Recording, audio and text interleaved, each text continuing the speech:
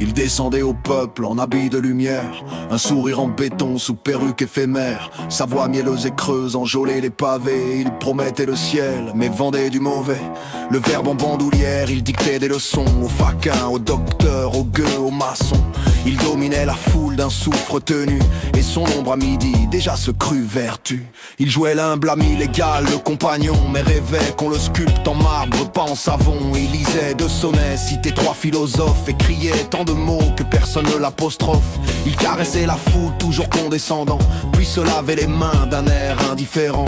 Il riait doucement quand le bon sens l'accuse, mais toujours s'en sortait utilisant la ruse. Il flattait les faiblesses en parlant de grandeur, grimpait plein d'allégresse sur un écho flatteur. Mais l'orgueil doux poison parsemait sa rancœur, le menant à l'abandon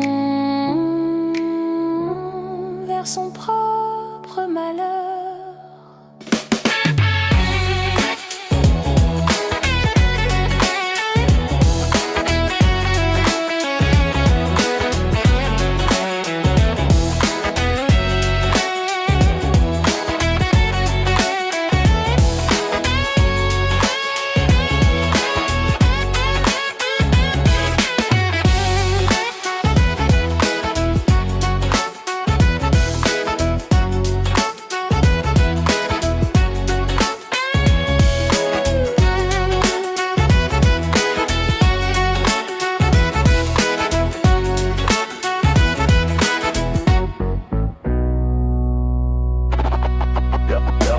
Force de régner sur l'opinion mollasse, il crut que son reflet valait mieux qu'une glace. Les journaux s'étonnaient, il haussait les sourcils, qu'on leur dise à ses sots, j'ai toujours raison. Oui, il doit à ses rivaux d'une hauteur polie, en pensant que l'esprit se mesure au mépris.